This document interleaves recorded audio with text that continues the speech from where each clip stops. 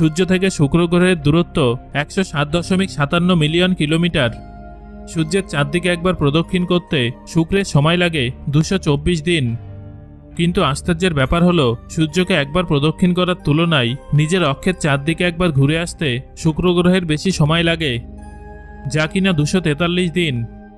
বুধের তুলনায় সূর্য থেকে দূরে অবস্থান করা সত্ত্বেও শুক্র বুধের থেকে অনেক বেশি উষ্ণ। এর উষ্ণতা 462 ডিগ্রি সেলসিয়াস। এর মুখ্য কারণ হল শুক্রের বায়ুমণ্ডলে কার্বন ডাই অক্সাইডের অতিরিক্ত উপস্থিতি, যা কিনা 96.5%।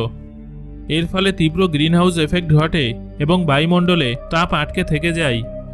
1610 সালে বিজ্ঞানী গ্যালিলিও সর্বপ্রথম টেলিস্কোপের মাধ্যমে শুক্রকে পর্যবেক্ষণ করেন।